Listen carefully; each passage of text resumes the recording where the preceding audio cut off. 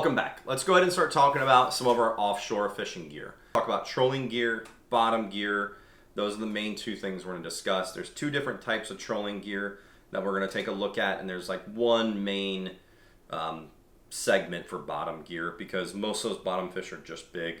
We want to make sure that we're beefed up and ready for them. So let's jump into trolling real quick. We're going to talk about kind of trolling for lighter fish, maybe Spanish mackerel, king mackerel, even up to 40-pound kings. Something that we're going to be using a good size leader on. Fish that are all probably within the 20 to 40 pound range. So that right here, what I have, it's a 7 foot. It's a medium action, medium power, fast action Mojo Salt from St. Croix. So this rod has some extremely well built guides on it. I don't know if you can see in the video, but they're absolutely stout guides that allow you to really put some power to some of these fish. It has a sensitive tip to it to allow your bait to move naturally. In this particular setup, I have with a Shimano Torium 20 HG. They have 30s, they have 15s. These are all very venerable reels to handle a lot of different types of fish. I've caught everything from Spanish mackerel and king mackerel on them to Goliath grouper on these reels. These reels have a lot of versatility to them. And I know that a lot of people may prefer that, lever drag scenario or situation, but I really do like the star drag on these.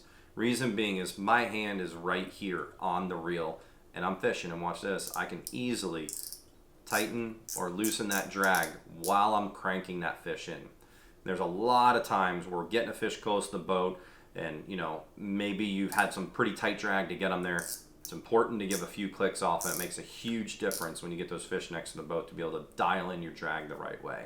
I think this is a lot more accurate and exact than some of the lever drags, and so it makes me a pretty big fan of the star drag, especially for these lighter trolling rods. So like I was saying, this is a lighter trolling rod. We have this paired with 20-pound high-vis monofilament. There is some braid as a backer on here, but with the 20-pound monofilament, I have over 450 yards on this spool, and this is not a very big reel. You can see my hand fits around it very nicely. I can really get a good grip on it when I'm fishing and crank down on these fish. But we're going light. This is a lighter action, lighter line here.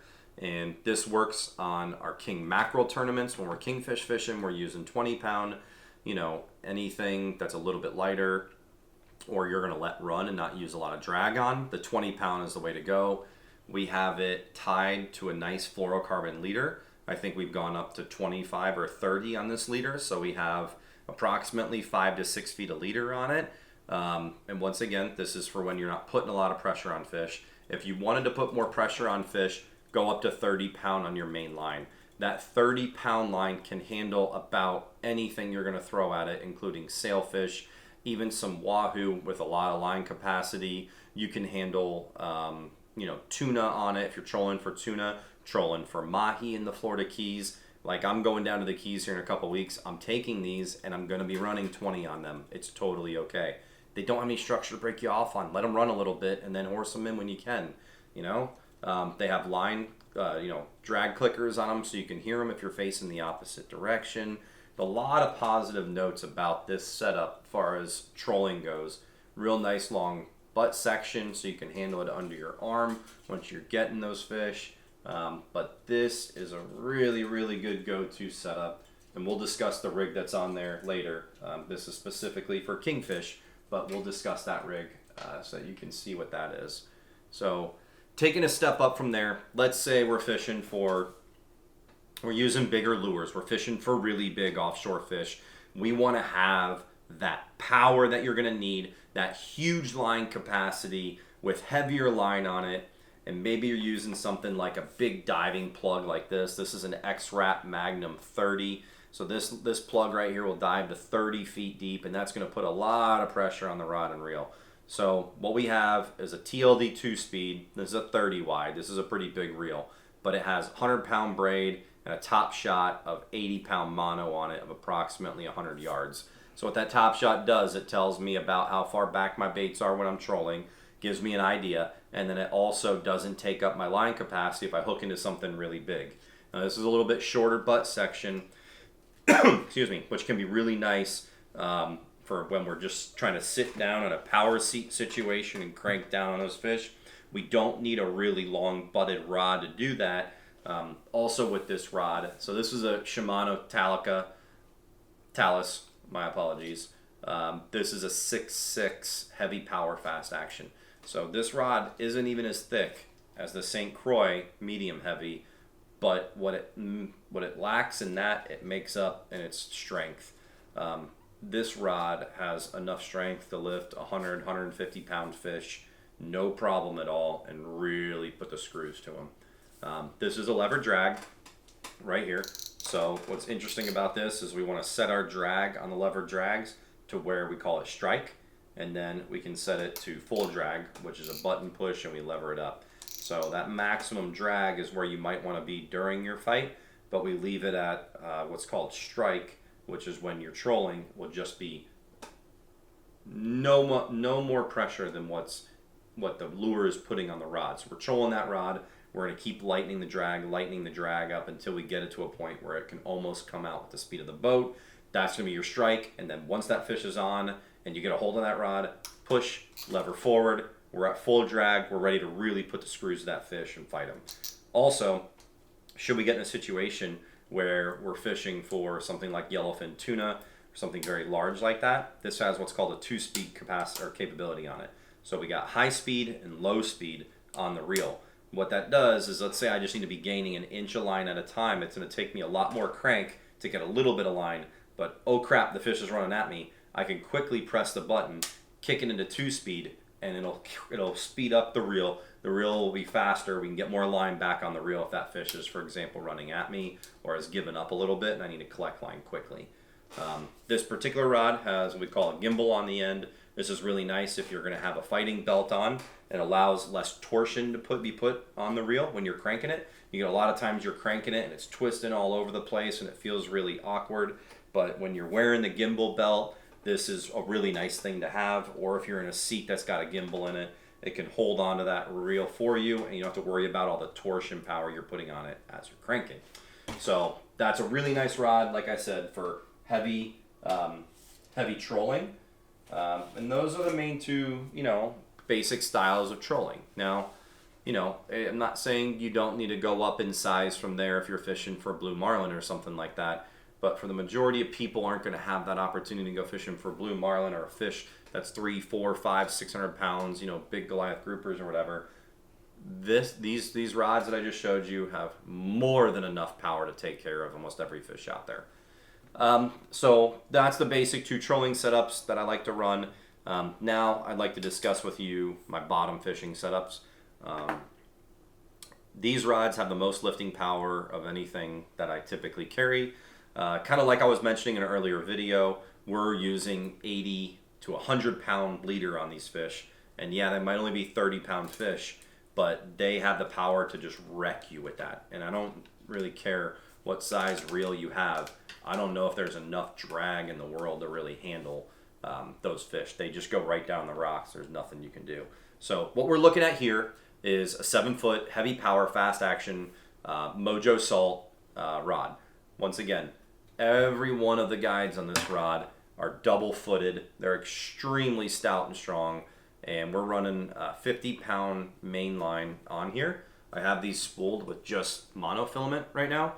I don't feel the need for braid on these. I think the monofilament has been doing an excellent job for my bottom fishing. The reel that we have on here is a Siegler reel. Now you can use any kind of reel you want. Even those Torium 20s are a fantastic reel for bottom fishing. I just happened to get a hell of a deal on these Sieglers. These are routinely a $500 or $600 reel. I think I picked them up for about $200 each. It's a full aluminum CNC construction. Yes, it is a lever drag. I don't have much of a problem with that because you can really dial the drag in. And for bottom fishing, we're using max drag. We are not trying to wimp around with, I need to dial in a little drag here and there. No, we're freaking powering that thing forward all the way down to max drag, and we are going to lock these fish down and hold on for dear life. I will tell you right now, a 30-pound red snapper will have this rod bent over into your rod will be slammed on the gunnel of your boat and you'll be doing every bit of power that you can, leaning back on this butt to just lift that fish up 2 or 3 feet off the bottom and stop him from rocking you up. So this is when you want what we call the broomstick. This is going to stop your red grouper. This is going to stop your gag grouper. This is going to stop your big snappers. And I wouldn't rather have any other setup in my hands than a St. Croix with a, either Shimano or this Siegler reel. It is as strong and as stout as it gets. It can handle much more than what it's bargained for. So obviously still pretty small, but look at what max drag some of these different reels have and how much they can handle. I will tell you right now, the Toriums, even on lockdown, sometimes don't have enough drag to stop a big grouper or a big red snapper. So really take a look at the gearing, the setup, the build quality of these reels, because I will tell you, I have broken lesser reels on big fish from the bottom. So once again, I didn't point out, this rod does have the gimbal on the bottom, so you can wear a fighting belt if you need to, or if you need to sit in a chair and do it, or if it's in a rod holder and you just want to crank on it, that gimbal is going to lock this rod right in and allow you to fight that fish. So another thing I want to point out is spinning gear for offshore fishing. So one of the options that I have to use are these St. Croix 7-foot fast action medium power Mojo salts. St. Croix's got a new series of rod out called the Rift, R-I-F-T, and they are fabulous rods, don't get me wrong. This might be a little bit more budget friendly rod with the Mojo salt. These have really large guides, super strong guides, and a pretty beefy tip. Still have some sensitivity to it. So, but this rod right here, if you're traditionally fishing for, let's say you're in the Florida Keys and you're fishing for, yellowtails, and you might get a big yellowtail in there, or muttons, any kind of snapper in 40 to 70 feet of water, this rod would be like a really nice go-to rod for that. You could pair this with a 6000 series Saragossa reel that I have on my inshore medium action setups, or my medium heavy setups.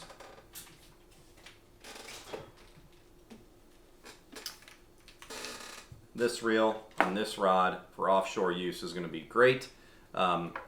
No shame in using this setup. It's a little bit lighter, still has good lifting power, but I would say that the butt section can be a little bit short. You can see we have a longer butt section here. A few inches longer makes a hell of a difference when you're offshore fishing all day and you're trying to boat these fish. That little extra butt section is going to make a huge difference to you when you're fighting a big fish. So when it comes down to spinning rods for offshore, definitely want to be more specific offshore. I'm not saying you can't use this inshore, it's just a little bit overkill. But if I'm being completely honest, this is an excellent tarpon rod too. It has a really thick backbone to it, a whippy tip to cast your baits out, and a really nice butt section for holding on to big fish. Because when you're sitting there and you shove this rod right into your groin area and it's on your hip and you're grabbing onto that reel, this gives you a lot of leverage to lift, crank, lift, and crank. So I wouldn't stray away from these for tarpon setups or heavier inshore stuff. I guess it's all just personal preference and what you have access to. But yeah, take a look at the Mojo salt line from St. Croix. On the offshore boat that I get the pleasure of fishing on a lot, we use a lot of these Mojo salt rods, and they hold up really well, and St. Croix's warranty is even better. So if you do get in a situation where you've hooked too big of a fish and you break one, it's really easy just to take it back to the store and say, hey, I'd like another one. A lot of the stores will honor the warranty, but at the same point, you just go on St. Croix's website and they will send you a new one, charge you $50 for shipping, but you get a new rod if you happen to break one. So that's the 2 cents, the 411 on offshore fishing rods and reels. We're going to discuss rigs a little bit later as we look at different species of fish when we're bottom fishing out on the boat. When we're talking about that stuff, we'll dig into it a little bit more. So